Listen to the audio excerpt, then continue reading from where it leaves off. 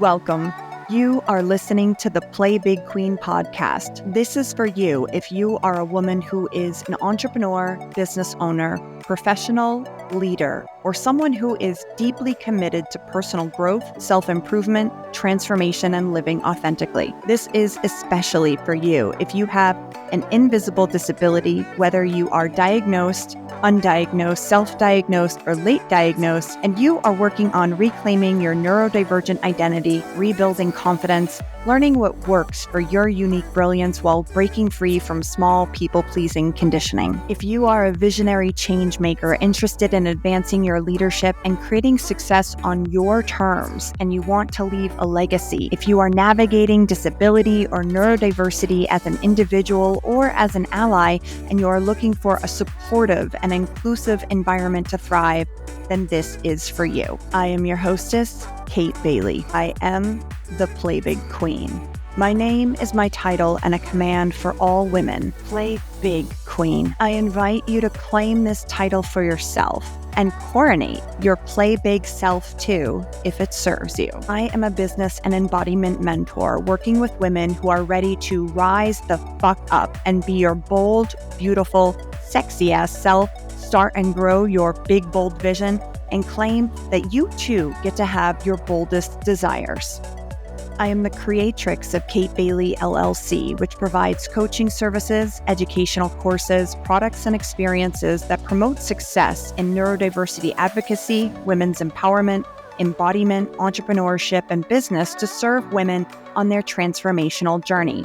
To learn more about my company offerings and to get on my email list, go to xxxkatebailey.com. If you would like to learn more about my work, my personal values, my mission, and my community, make sure you catch the last 5 minutes of this episode to go deeper and learn so much more. On this podcast, sometimes we will have guests.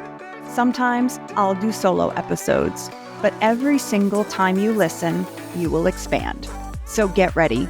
It's a new era for women on the Play Big path. Long may we reign. Don't forget to check the summary on this particular podcast episode. I've provided a YouTube playlist where you can learn more about dance as protest, movement as power, and reclaiming your identity. Welcome, Play Big Queens. Today we are exploring how movement is more than self-expression. It is protest, leadership, and an act of power. This past week on social media, I posted my own personal dance protest to share how I felt about the current regime by dancing around in my sports bra in all my joy and messy, imperfect glory to the song American Idiot by Green Day. Facebook and TikTok said it violated community guidelines, but I was able to post it to Instagram as a reel. I was enraged that Elon Musk, during a speech celebrating the inauguration of Trump, put his right hand over his heart and then thrusted the same arm out into the air straight ahead of him in a Nazi salute. Confidant of Musk then said Elon has autism and he was expressing his feelings by saying, "I want to give my heart to you." This comment dismisses historical context, uses autism as an excuse, misrepresents autistic expression, characterizing it as a condition that causes inappropriate actions, and reinforces harmful stereotypes that has the potential to create a backlash on the autism community that can cause harm and make social acceptance even more difficult. Since I walk my own talk, I used my own embodiment tools and my own body language for processing and as a personal reclamation and protest. I created a video with a modified version of the salute where I put my hand over my heart and then I extend a big fuck you and middle finger to Elon and the whole lot of American idiot patriarchal fascists who are getting more publicly expressive lately. During these times, when the current political regime in the U.S. is working to dismantle DEI, Kate Bailey LLC, the Play Big Queen podcast, and me, Kate Bailey, the human being, feels it is absolutely necessary to share inspiration, information, and education when history is actively being erased in DEI communities, and to specifically share that I will always value and advocate for DEIA, that I will always recognize more than two genders here, and the true history of America. I've shared in my content before that breaking from traditional ableist systems to build your own values-driven business as an entrepreneur or to bring values to your place of business as a professional or leader is inherently political. This is because the underlying desire for most people who pursue these paths is sovereignty, freedom, and liberation. You want to liberate yourself from oppressive ways of learning, working, and living. You don't want a boss. You want to be the boss. Be your own boss, or get rid of the idea of a boss altogether. Taking the path less traveled is simultaneously an act of defiance and reclamation of who you truly are. It is unavoidably political as your actions become an embodied form of protest with every move you make. And I want to make a clear distinction. Protest isn't always about shouting. Sometimes it's about moving. Sometimes it's about refusing to shrink. And sometimes it's about honoring the rhythms that your body, your culture, and your community were meant to move in. Now, I want to preface this episode with the fact that I am not an expert on cultural dances. However, I am an embodiment mentor, and part of my education included studying dance and cultures within the global context. And again, as a neurodivergent ADHD woman who is a former instructor and healthcare professor, the teacher in me just loves to share the wealth of education. So this episode is going to be packed with both inspiration and education about how dance has been a form of protest across cultures, not only as defiance against external or oppressive authority, but as a powerful embodied assertion of sovereignty. It's going to be about the parallel between protest through movement and protest through business, and how stepping into your neurodivergent identity to create a values-driven business is a direct challenge to systems that weren't built for you or how you work. We'll talk about how authentic leadership isn't about just what you say. It's about how you move, how you show up, and how you claim or facilitate your space.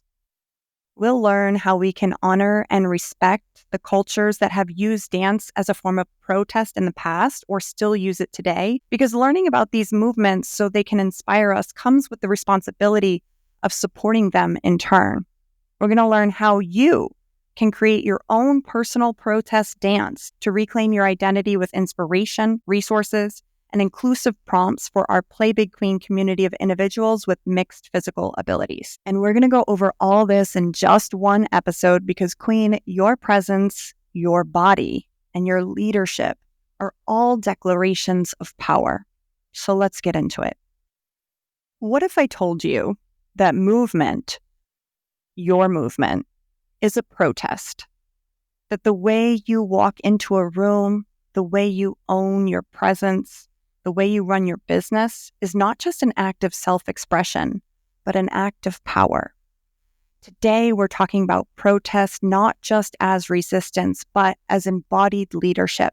Because the greatest leaders in history, the ones who shaped legacies, who commanded rooms, who built change, they understood that leadership isn't just about words. It's about presence. It's about how you move. It's about how you move through the struggle out of the smallness and how you move when you own your sovereignty. And movement, especially for those of us who have been told to sit still, to quiet down, to make ourselves smaller, is an undeniable, unstoppable protest.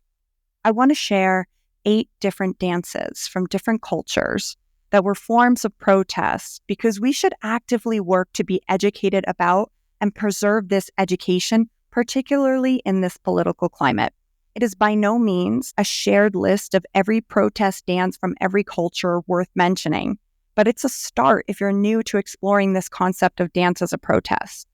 Some dances you may have heard of, but you will look at in a new light, and some dance you may have never even heard of. With each protest dance I share about, I hope you go deeper into learning about and exploring them on your own. I will also share how we can glean inspiration from bearing witness to such powerful movements. Further, I'll share about how we can appreciate and honor these cultures responsibly and support them instead of accidentally or unconsciously appropriating them. I'll also share examples of persons, groups of people, and companies focused on serving persons with mixed abilities who are using dance as a form of social change. So let's get educated. Protest dance number 1, the Black Lives Matter electric slide and protest dance. This is an example of protest through joy and collective power. During the 2020 Black Lives Matter protests, among grief and systemic violence, something powerful happened. People danced. The electric slide, a dance deeply rooted in Black cultural joy, became a symbol of protest against oppression and a celebration of life. Protest is not just resistance, it's also the refusal to let the world strip away your joy, your connection, and your right to move freely. Now, inspiration that you can borrow from the BLM electric slide and protest dance and use in your leadership is joy is not a weakness. It's a declaration of your sovereignty. In business, in movement, in leadership, pleasure and presence are power. Now, how we interact with Black culture and how we honor it around the electric slide dance is recognizing that the electric slide is a Black American cultural dance that is both a celebration and an act of resilience. The best way to honor it is by supporting Black-led organizations, artists, and educators who are preserving and celebrating Black joy and liberation. Also, it's really important to acknowledge that Black cultural expression has historically been policed, stolen, and appropriated. So educate yourself and be mindful and respectful in how you choose to participate. Our protest dance number 2 is voguing as protest, an example of elegance, precision, and power. In 1980s New York, the Black and Latinx queer communities weren't just surviving, they were creating their own spaces of wealth, influence, and belonging in underground ballrooms. Voguing wasn't just a dance, it was a protest. It was a declaration saying, I am here, I am magnificent, I am untouchable. It was a response to a world that refused them access, a culture that tried to erase them. Inspiration that you can borrow from voguing for your leadership is to know that leadership isn't about asking for space. It's about commanding it. Are you moving like someone who owns their power, or are you still waiting for permission? Now, here's how you can honor LGBTQIA+ culture while experiencing voguing. Support Black and Latinx trans artists and performers. Donate to ballroom organizations and events by going to sites like ballroomwecare.org instead of consuming ballroom culture without recognition. The next time you feel yourself empowered and cheesing out to Madonna's Vogue, remember where Vogue and ballroom really comes from and go donate to their communities. If you're not from this community, be an ally who uplifts rather than appropriates. Protest dance number 3, the ghost dance movement, protest as vision and legacy. In 1980, the ghost dance became a prophecy of Indigenous survival and restoration. Native American tribes danced as a way to reclaim their future, to declare that their existence, their sovereignty, and their culture could not be erased. The U.S. government feared it because when people move with conviction, they become unstoppable. Inspiration that you can borrow from Native Americans for leadership is knowing that every great movement begins with belief. Every great leader, every transformation, every legacy-defining business starts with an unwavering conviction that the future can and will be different. And how we can honor Indigenous culture through this dance is knowing that the ghost dance is sacred. If you are not Native, do not perform it. Support Indigenous-led activism, businesses, and land rights organizations. Educate yourself on the historical and ongoing struggles Indigenous communities face, and be an ally. Protest dance number 4 on our list you might have heard of. Maori lawmakers performed the traditional haka as an assertion of cultural identity. Maori lawmakers performed traditional haka in New Zealand's parliament on notable occasions to protest or emphasize their cultural identity. Most recently and notably, since the time of this recording, back on November 14th in 2024, during the first reading of the Treaty Principles Bill, which was a bill that could undermine the established Maori rights, MP Hana Rahati Mai-P Clark led a haka within the parliamentary chamber, tearing a copy of the bill during the performance. It was recorded and it went viral. Inspiration you can borrow from this viral moment. Embodiment is leadership. When you move with purpose, you command authority. The haka is not just a dance, it's an assertion of identity and the right to exist freely. I know people around the world, and especially in the US, were moved when they viewed this performance. So it's really important to know how to honor Maori culture. You can do this by understanding that the haka is sacred to the Maori culture and should not be imitated casually or for entertainment. Support Maori rights movements and indigenous-led efforts for land and cultural sovereignty. Our protest dance number 5 on the list is the Dance of the Zapatistas, protest as autonomy and sovereignty. The Zapatistas in Mexico have used dance not as a rebellion, but as a declaration of self-governance. Their movements are a way of saying, we do not seek permission to exist, we do not need to prove our worth, we lead ourselves. Inspiration you can borrow from the Zapatistas for leadership. Leadership is about setting the standards, not following one. Ask yourself, how are you leading yourself? Where are you still waiting for permission to take up space? And this is particularly important for people in the US, how we can honor Mexican culture. It's important to support indigenous-led movements in Mexico, particularly those advocating for land rights and economic autonomy. Educate yourself on the Zapatista movement and its impact on indigenous sovereignty. Protest dance number 6, the Palestinian Daki. The Daki is a Palestinian dance performed in protests, yes, but also weddings and even funerals, as a reminder that to move is to declare existence. In a world that tries to erase Palestinians, their dance, their movement is proof of survival. Leadership inspiration that you can borrow from the Palestinian Daki.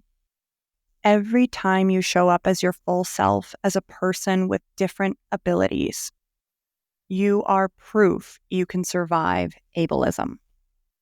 It's so important to know how to honor Palestinian culture. Dabki is deeply tied to Palestinian resistance. If you are not Palestinian, approach it with respect, understanding as much as you can its significance beyond a shallow understanding of seeing it through entertainment. And it is so critical to support Palestinian artists, businesses, and humanitarian efforts advocating for Palestinian rights. We're getting towards the end of this list. We have 2 more to go. Our protest dance number 7 is the Dance of the Mothers of Plaza de Mayo, protest as unbreakable presence. In Argentina, during the military dictatorship from 1976 to 1983, mothers of the disappeared refused to stay silent.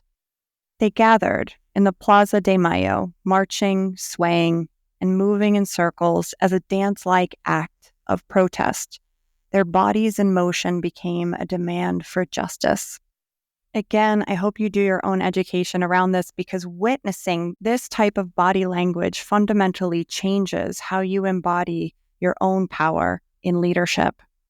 Hearing me listed off is one thing, but seeing it for yourself is totally another experience. I'll try to include as many links as I can in this podcast episode so you can actually see the different dances. But inspiration that you can borrow from Las Madres for your own leadership is that sometimes presence alone is enough to shake the system. How we can honor Argentinian culture is to learn about the mothers of Plaza de Mayo and support efforts to uncover the truth and justice for the disappeared. Recognize the power of movement in activism and resistance. And our last protest dance on the list is protest dance number 8, the Women's Wall Dance in Kerala, protest as collective power. In 2019, over 5 million women in Kerala, India, performed a 385-mile-long human chain, moving together in unity as a form of protest against gender oppression. This wasn't just activism. This was embodied leadership in numbers in motion. Inspiration that you could borrow is what happens when women move together in shared purpose. They create change. Now, how we can honor culture in India is to support women's empowerment initiatives and gender justice movements in India. Acknowledge the intersection of gender, caste, and social justice in activism. And again, do your own research, learn about it. Even if it's not your culture, If you are a woman, just like if you have a disability, it is part of one of your identities. It is part of one of the cultures you belong to. And even if we have different geographical cultural backgrounds, learning from other women in other cultures expands our leadership capabilities exponentially. Now, every movement we discussed here is so much more than a dance.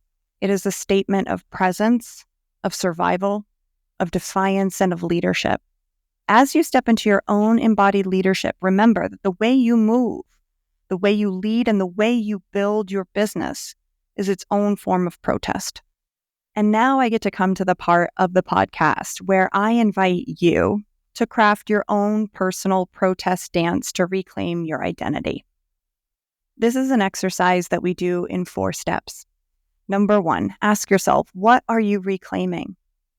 Is it your neurodivergent identity? Is it your unique body language, your cultural roots? Is it your sensuality, your softness, your leadership itself? Is it your sexuality, your safety, your story? Have you disconnected from an important part of who you are that you need to reclaim? 2, choose a movement that embodies it, right? Does protest for you feel like strength? If protest for you feels like strength, then stomp, ground yourself, move with force. But if your protest feels like pleasure, then let yourself sway and flow and own your own rhythm. If your personal brand of protest for what you are reclaiming at this point in time feels like commanding attention, then stand tall, take up space, and hold your presence. Once you've explored what you're reclaiming and you've landed on a movement that feels like it embodies the reclamation for you, then we make it a practice. Then you get to use this movement before serving your people in your business. You get to use it before stepping into big decisions. You can use it just to remind yourself who the fuck you are. And the last step in this is to own it, right? Practicing will help you own it, but sometimes it feels awkward and clunky at first. But as you do it more and more, it will naturalize and you will make it your own. This is a nuanced practice. Even though you may find some kinky enjoyment in owning your rebellious sides for this exercise, I want to remind you that this is not about you rebelling against anything. It's about you embodying your authority. Now, our Play Big Queens community is a mixed ability space. We include differently abled persons that might have challenging relationships with embodiment and/or dance. If you are feeling inspired by these prompts to craft your own personal protest dance to reclaim your identity, but then you listen to these prompts, and as you do, you start to feel yourself come out of your power and start to shrink into your smallness because of internalized ableist beliefs about what you think your body can and can't do, I want you to pause for a moment, lean in, and listen real good to this next part. There are many examples of persons, groups of people, and companies focused on serving persons with mixed abilities who are using dance as a form of social change.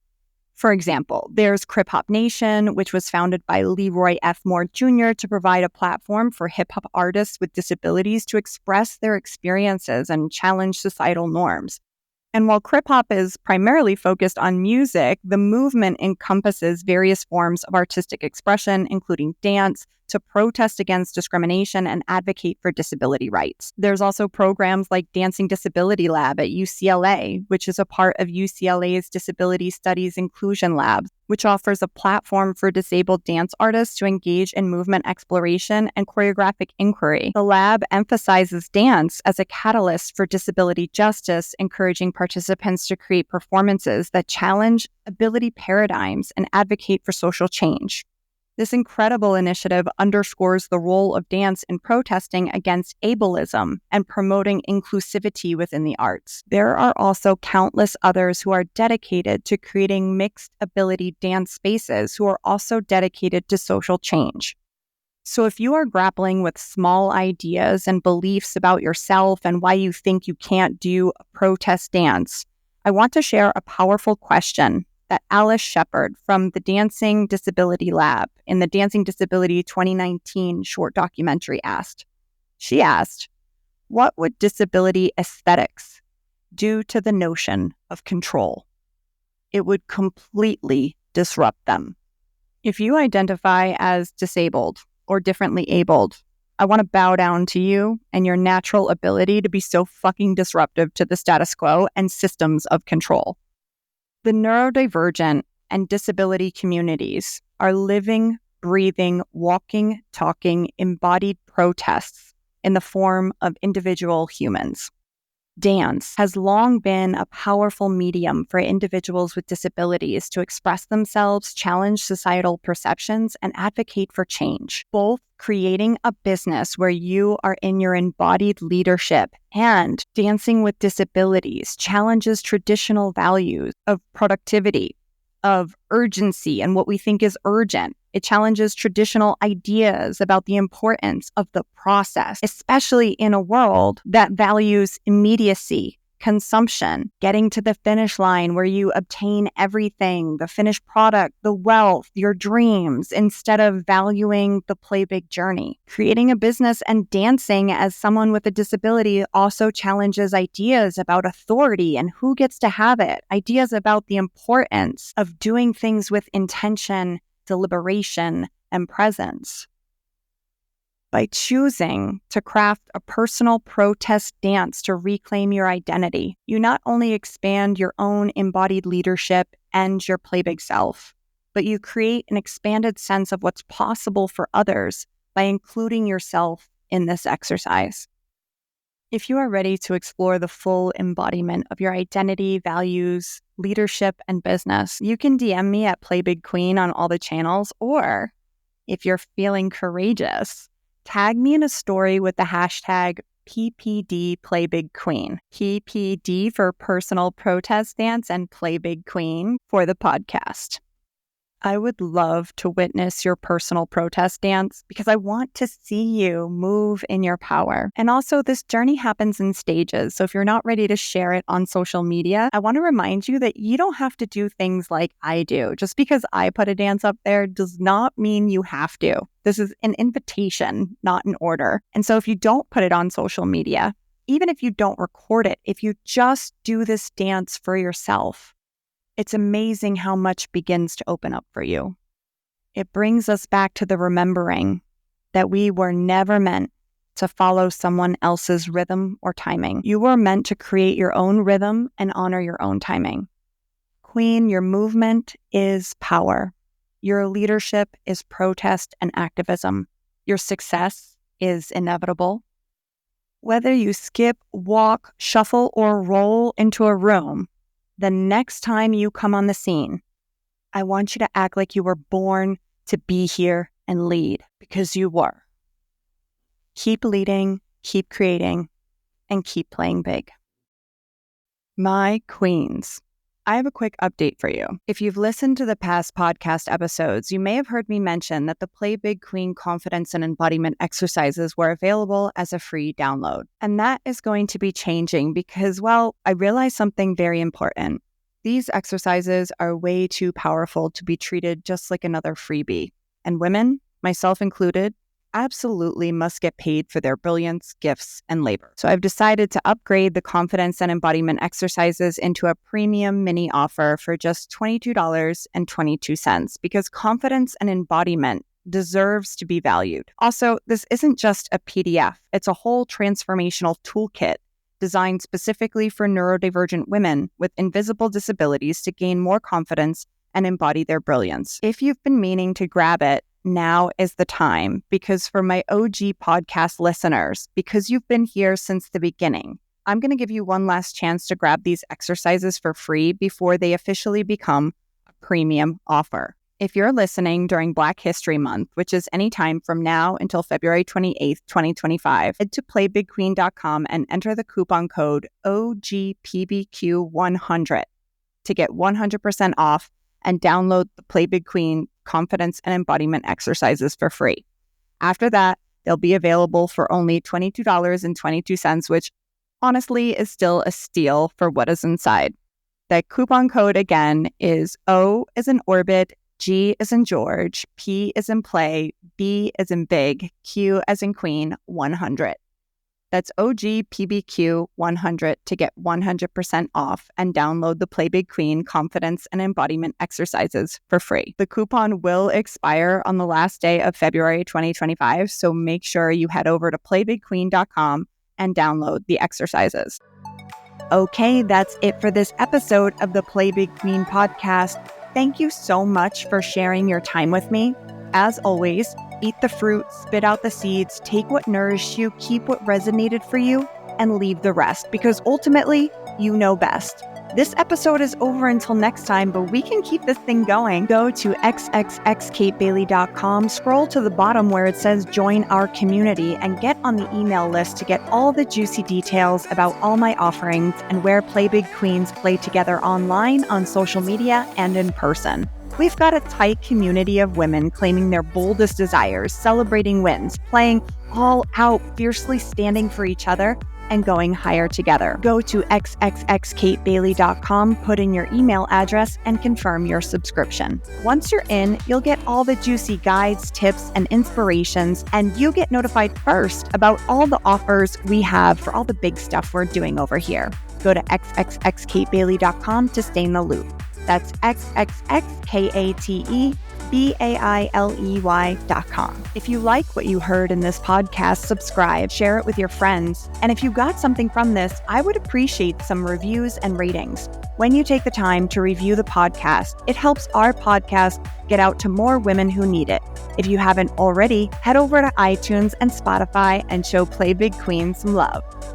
Also, I want you to know that my door is always open, and I will always make space for you to be heard and to honor your experience. The views expressed in this podcast are through the lens of my personal identity and my own lived experience. I am a European mix, Mediterranean mutt who is an Italian, Sicilian, cis heterosexual woman born in New York, experiencing the world in a white body as a multiply neurodivergent who lives in a neurodiverse and racially blended family. And like everyone else, my one single perspective comes with its own limitations. I have done personal and professional work around anti-racism, diversity, equity, equality, and inclusion.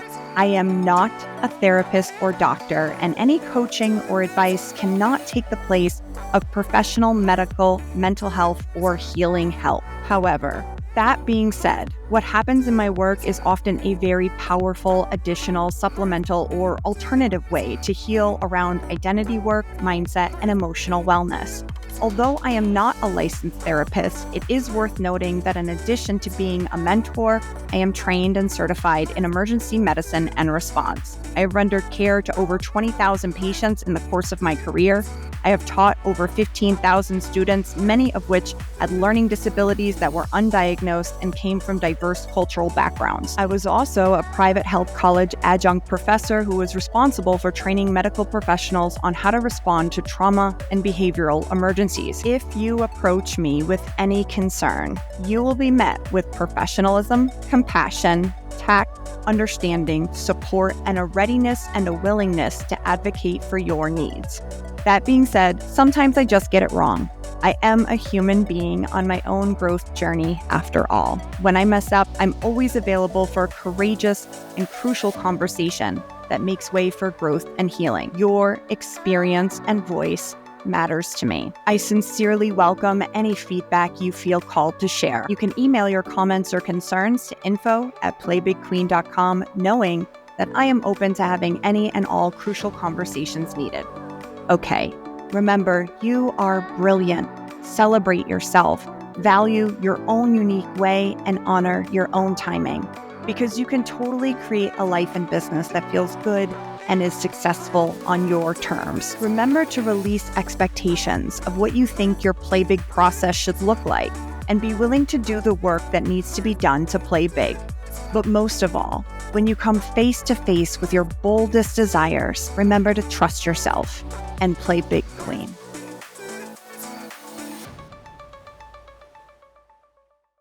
Hi, queen. I see you're in it for the long game. If you reach this part of the podcast episode, it means you're interested in learning more about my work, my values, my mission, and my community. So let's go deeper together. I am here to activate neurodivergent women to play bigger and to show you that you are so capable of doing big things, and that if you value your own unique way and honor your own timing, you will learn to receive your boldest desires and so much more.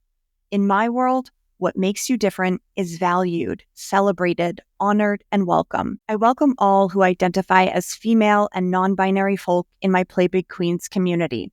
We believe in and support LGBTQIA+2S, Black Lives Matter, women's and pro-choice rights, and obviously intersectional identities, including disabilities, neurodivergence, and religious beliefs. Personally, I am pro-sex worker rights, pro-Palestinian liberation, against Islamophobia, and against anti-Semitism, and I'm also against any cult-like religions that use beliefs as an excuse to indoctrinate people into abusive, autocratic systems. Like many neurodivergent people, we have big hearts and a strong sense of social justice around here. You are encouraged to stay and play in our Play Big Queen community if you share these values. For those who find the word queen does not resonate, perhaps because of imperial associations, the Play Big Self archetype can take any form, and the invitation and activation remains the same. To learn to embody your Play Big Self, to operate from love instead of fear, to go on a Play Big journey in community because you know that no Play Big queen can truly play big alone. To decide to cultivate the courage to use your voice, unmask, reclaim, embrace, and embody your brilliance, and create a life and business that works with the unique way that you work. Through this work, you will come to know the truth of your brilliance deeply. And as you come to know your authentic self, more and more will begin to open up for you. Knowing your unique brilliance will lead to great success and true belonging. In this world, we take the pressure off and learn to step off the traditional path so you can blaze your own trail. My mission is to get you motivated, inspired, and equipped to get into massive action and go on your very own Play Big journey. My mission is to empower at least 10,000 women to fully step into their Play Big self by offering healing, transformative, inclusive, and neurodiverse affirming coaching and content. Through innovative coaching programs, courses, and masterclasses, we provide the tools, support, sustainability, and community needed to help each woman embrace her unique path to confidence, success, and meaningful impact. If just 10,000 women with invisible disabilities and their allies were empowered with neurodiverse affirming and inclusive communication to express their unique brilliance, step into their authority and autonomy, and lead, the world would experience a profound shift towards inclusivity, innovation, and empathy. These women would break through societal limitations, modeling resilience, creativity, and strength of diversity. Their voices and perspectives, often shaped by unique experiences with challenges and perseverance, would redefine business leadership, inspire systemic change, and create spaces where diverse ways of thinking are not just accepted, but celebrated. Industries and communities would become more accessible and inclusive, with practices that honor varied ways of working, communicating, and achieving. This change would ripple into every area of life and society. Workplaces would become more adaptable, offering a culture of respect for individual strengths. Healthcare and education systems would improve, centering accessibility and compassion in their approaches, and policies would evolve to better support those with invisible challenges, benefiting society as a whole. So many women with so much potential are shrinking in the face of their own brilliance, just sitting on the sidelines waiting for permission instead of getting in the game.